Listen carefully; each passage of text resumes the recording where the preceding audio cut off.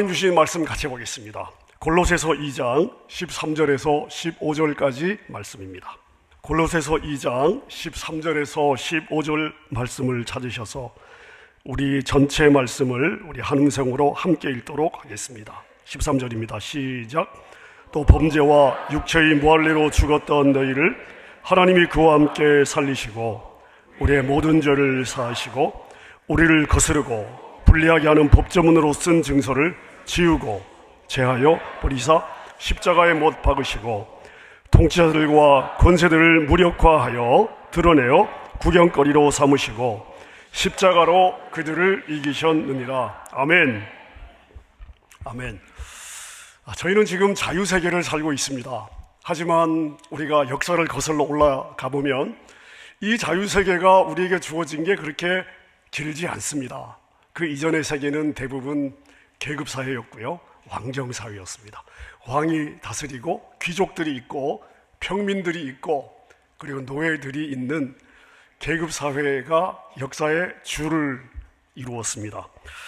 자, 그래서 오늘 저희가 이 자유를 누리고 산다는 것, 자유의 세계를 산다는 것은 정말 엄청난 우리 시대, 우리가 누리는 가장 큰 특권이 아닐까 싶은데요.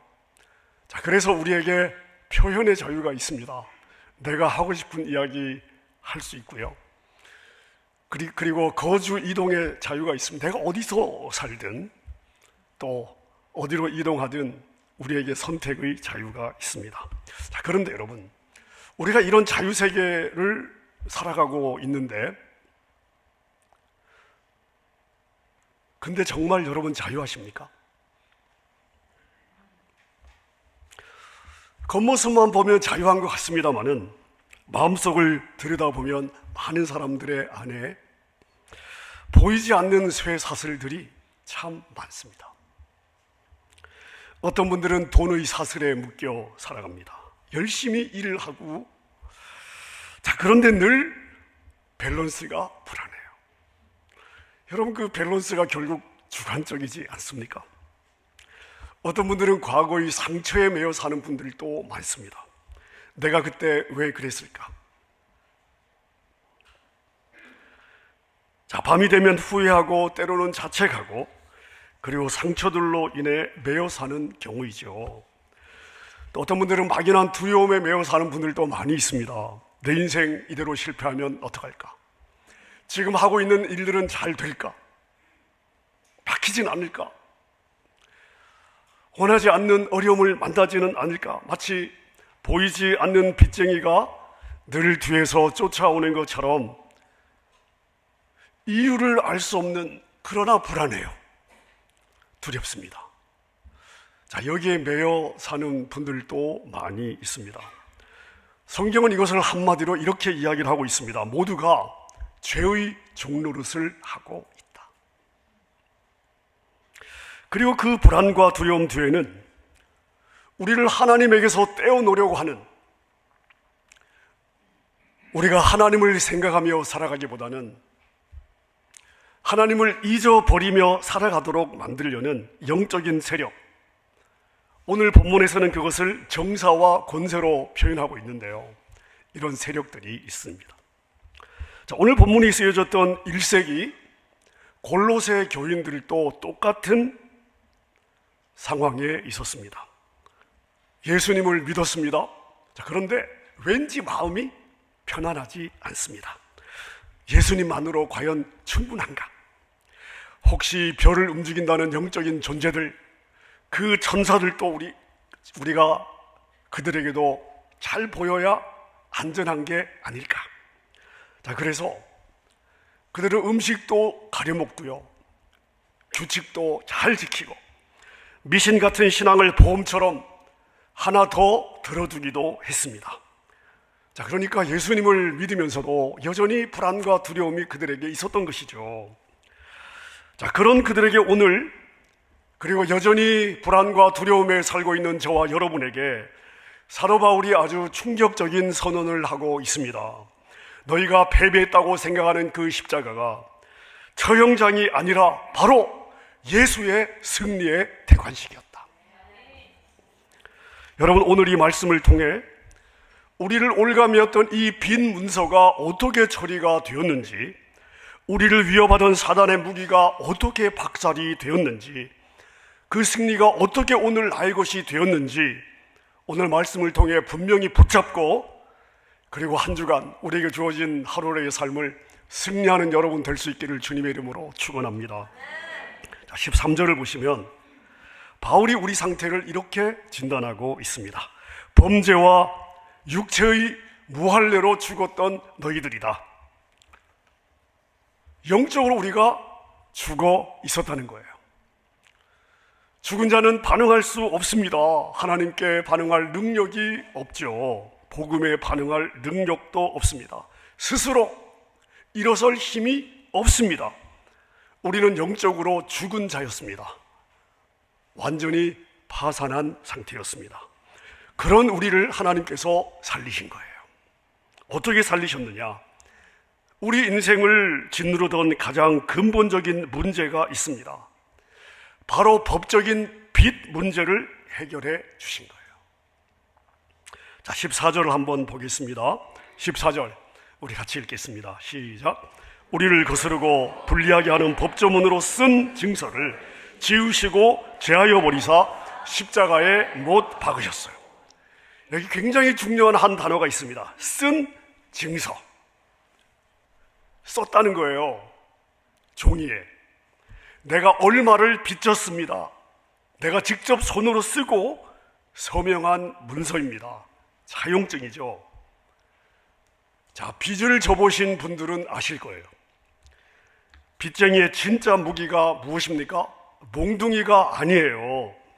내가 쓰고 도장을 찍은 그 종이입니다. 이 종이 한 장이 나를 올가매죠.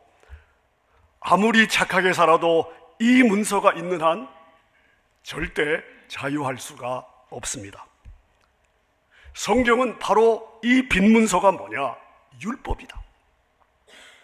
우리가 죄를 지을 때마다, 거짓말을 할 때마다, 미워할 때마다, 음란한 생각을 할 때마다 하늘 법정에는 우리의 죄목이 하나하나 기록된 거대한 빈 문서가 쌓이고 있다는 거예요.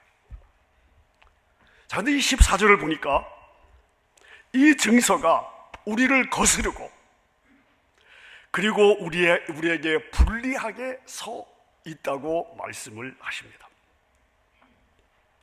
자, 그런데 사단이 이 빈 문서를 들고 하늘 법정에서 검사가 되어서 우리를 기소하는 거예요.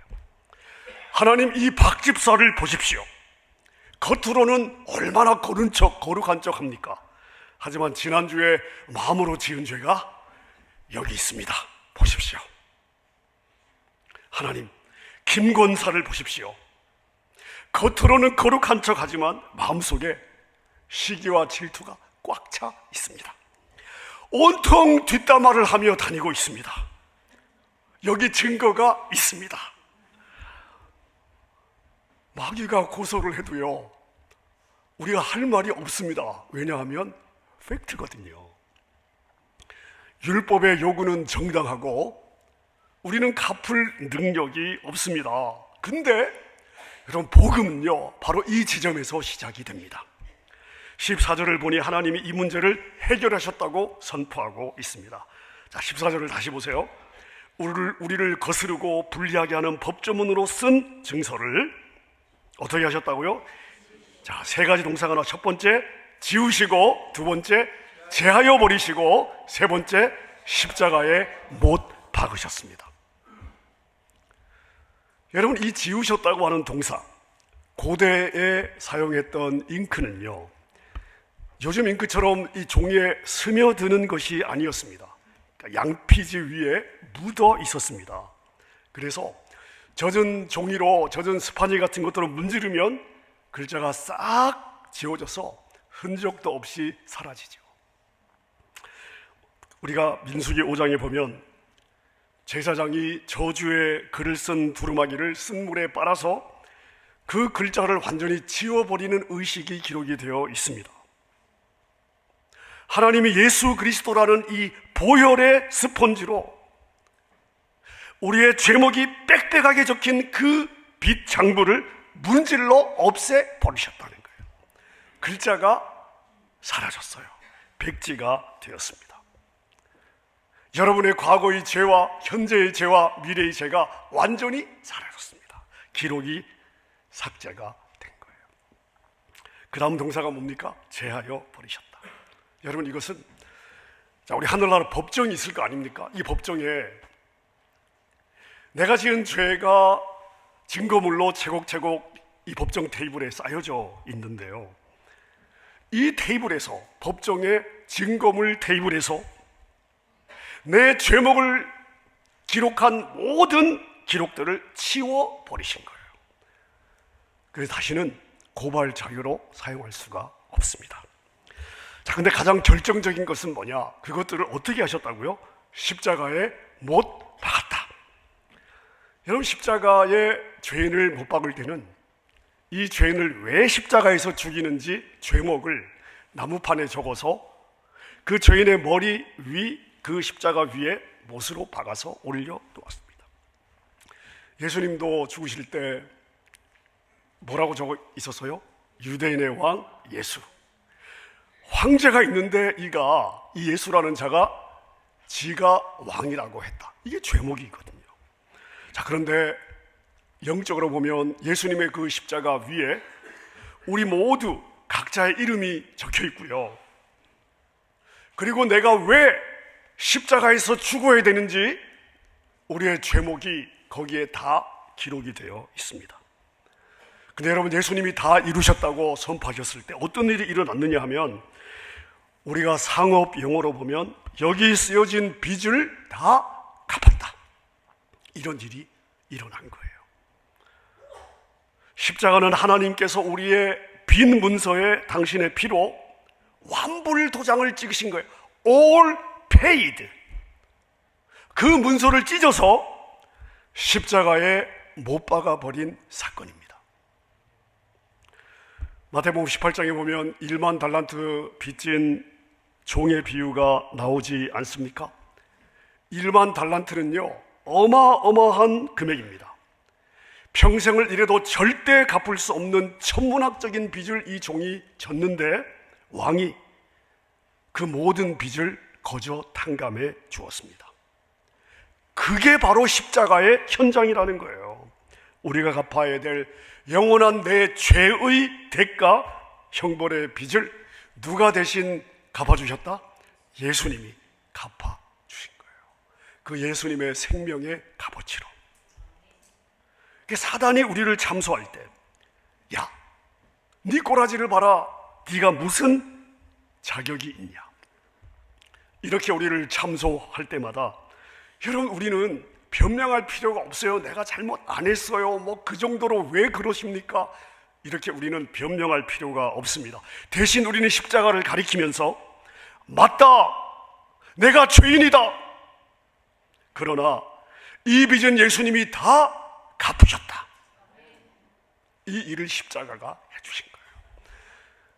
이것이 십자가의 첫 번째 승리입니다. 십자가로 우리의 모든 빈 문서를 다 제거하셨다는 것, 이것이 십자가가 우리에게 주시는 첫 번째 완벽한 승리입니다. 자, 우리 15절을 같이 한번 보겠습니다. 15절 우리 함께 읽습니다. 시작. 통치자들과 권세들을 무력화하여 드러내어 구경거리로 삼으시고 십자가로 그들을 이기셨느니라. 자, 여기서 말하는 통치자들과 권세들은 로마 총독이나 정치 권력이 아닙니다. 세상 뒤에서 사람들을 움직여 역사하는 악한 영적인 세력, 바로 사단과 그의 졸개들이죠. 근데 바울 사도는 이 십자가에서 놀라운 일이 일어났다. 그게 뭐냐? 이 영적인 권세들, 이 정사와 권세들을 무력화시켰다는 거예요.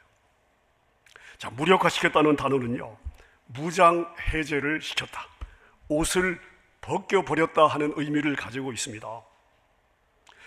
여러분, 전쟁에서 적장을 붙잡았어요. 적의 대장을 붙잡으면 가장 먼저 무엇을 할까요? 칼을 빼앗고 갑옷을 벗깁니다. 몸에 어떤 무기도 남겨두지 않습니다. 일단 가장 먼저 하는 것은 뭐냐? 무장 해제를 시키는 거예요. 자, 이렇게 무장이 해제된 장수는 계급이 남아 있어도요, 싸울 힘이 없습니다. 십자가에서 바로 그 일이 일어난 거예요. 여러분, 사단의 무기가 무엇입니까? 우리의 죄예요. 우리의 죄를 죄라고 정하는 율법입니다. 그리고 죽음이에요. 야, 이 율법에 이건 죄라고 그랬는데 너 이 죄를 지었잖아. 이 죄의 대가가 죽음이야. 여러분, 죄와 율법과 죽음이 바로 사단의 무기였습니다. 사단은 이 무기들로 인류를 위협해 온 거예요. 자, 그런데 예수님이 십자가에서 그 죄값을 다 치르셨어요. 율법의 요구를 완전히 끝내셨습니다. 모든 빈문서를 다 찢어버리신 거예요. 그 순간 어떤 일이 일어났느냐 하면 사단의 손에 들려있던, 사단이 우리를 얽어매기 위해서 사용했던 모든 사단의 무기들이 바닥에 떨어진 거예요. 사단이 무장해제가 된 것입니다. 자, 그 다음 바울이 이어서 뭐라고 말씀을 하시냐면요, 15절을 보시면 무장을 해제하고 드러내어 구경거리로 삼았다. 여러분, 이 표현은 로마 사람들에게는 너무나 익숙한 장면입니다. 로마의 개선식을 염두에 두고 지금 바울이 표현하고 있는 것이죠. 영화에서 로마의 개선식을 보신 적이 있으십니까? 이 개선식은 적어도 전쟁에서 5,000명 이상의 적군을 죽이고요, 그리고 로마의 영토를 획기적으로 넓힌 장군에게만 수여하는 그러한 명예였습니다. 이 개선식의 제일 앞에는 로마 원로원과 로마의 최고 관료들이 걸어가고요, 그 다음에 뒤에 나팔수가 따라오면서 빵빠레를 울리고요, 그 다음 정복한 땅에서 가져온 보물을 가득 실은 수레가 따라갑니다. 자, 그 앞에 무엇이 가느냐? 적국의 포로들, 적국의 왕, 귀족들, 그리고 전쟁에서 패한 장군들이 쇠사슬에 묶여 끌려갑니다. 그 뒤에는요, 4마리의 백마가 끄는 전차를 타고 개선 장군이 등장하는 거예요. 자, 제가 비디오를 한번 준비했습니다. 한번 보시겠습니까? 승리!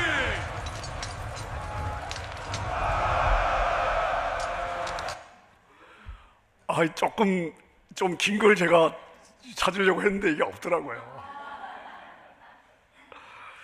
여러분, 전쟁에서 패배한 적의 왕과 장군들을 보시면 옷은 찢기고 무기는 빼앗기고요, 머리는 숙인 채 온몸은 밧줄로 감겨져 있고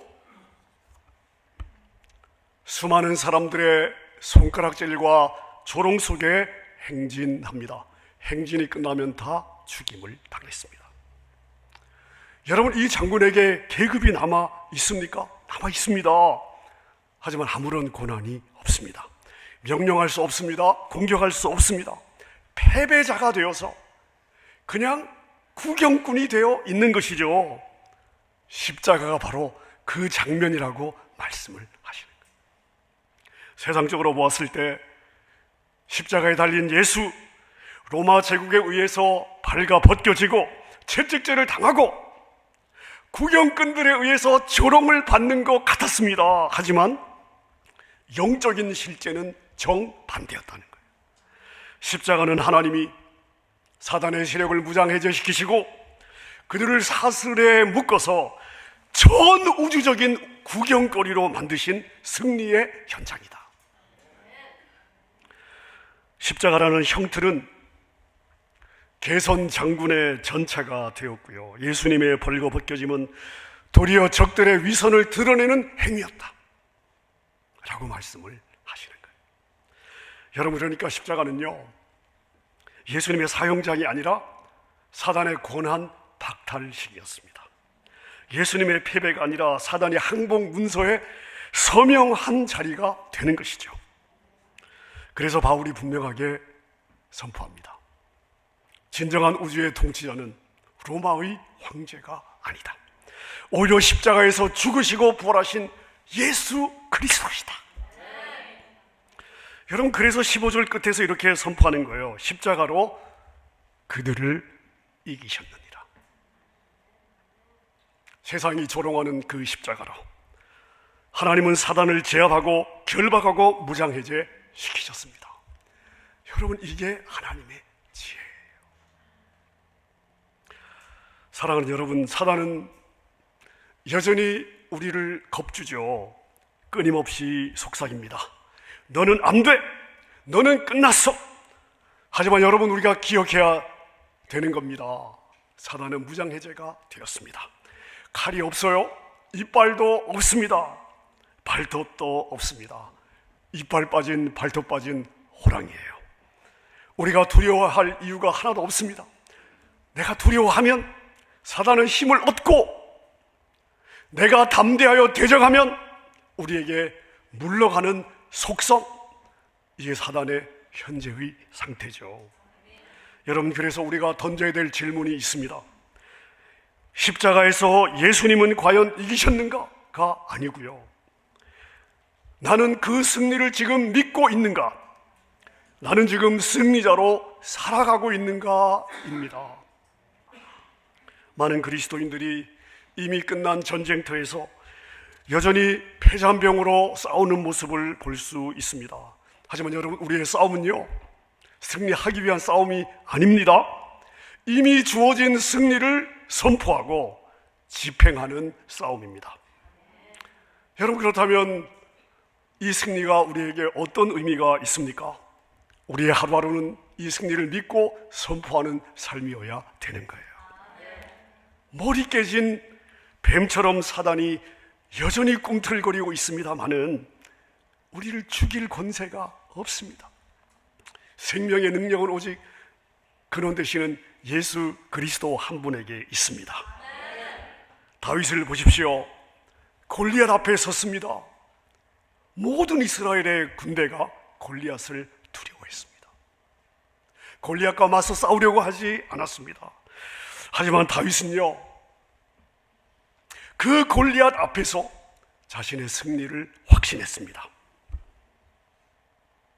믿음대로 승리하지 않았습니까? 자, 오늘 여러분 앞에 선 골리앗은 무엇입니까? 무엇이 여러분들을 두렵게 하고 있습니까? 재정입니까? 질병입니까? 끊어지지 않는 죄의 습관입니까? 여러분, 유혹이 들 때마다, 마음이 무너질 때마다, 불안과 두려움이 엄습할 때마다 선포해야 돼요. 사단아, 나의 빈 문서는 이미 찢어졌다. 너는 십자가에서 패배했다. 아멘입니까? 말씀을 정리하겠습니다. 여러분, 우리가 가끔 그런 뉴스를 접한 적이 있습니다. 태평양 전쟁이 끝난 뒤에도 정글 속에서 수십 년을 숨어 지낸 일본 병사들이 있었습니다. 전쟁은 끝났습니다. 항복 문서도 체결이 되었습니다. 전혀 다른 세상이 펼쳐지고 있었음에도 불구하고 이 병사들은 그 소식을 믿지 못하고 여전히 두려움 속에 숨어 살았습니다. 총을 내려놓을 수가 없었고요, 밤마다 두려움 가운데 떨며 수십 년을 살았습니다. 혹시 여러분의 오늘의 모습이 이 병사들의 모습과 같지는 않으십니까?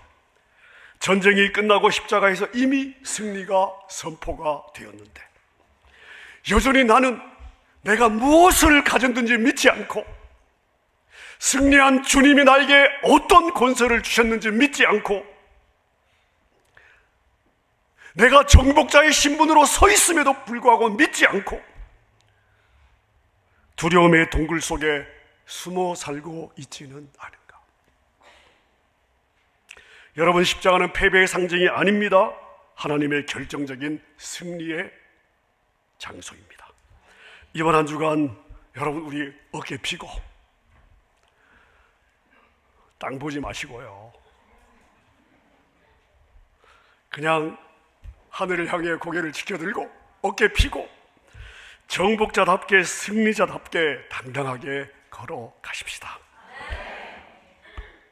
바울 사도의 선포를 기억하십시오.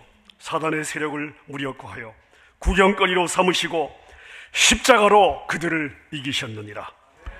여러분, 바울서대의 이 위대한 선포에 우리가 아멘으로 화답하고,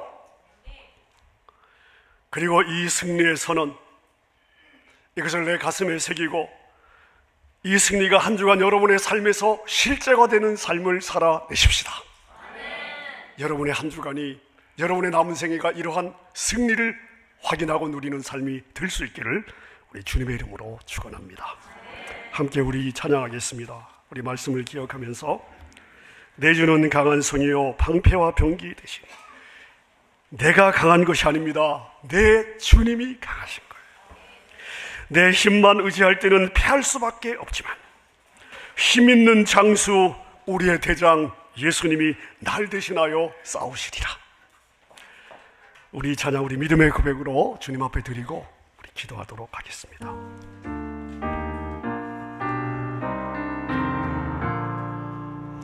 내 주는 강한 성이요 방패와 병기 되시니, 큰 환난에서 우리를 구하여 내시리로다. 옛 원수와 이는 이때도 힘을 써 모략과 권세로 무기를 삼으니, 전하에 누가 당하랴. 내 힘만 의지할 때니 패할 수밖에 없도다. 힘 있는 장수 나와서 날 대신하여 싸우네. 이 장수 누군가?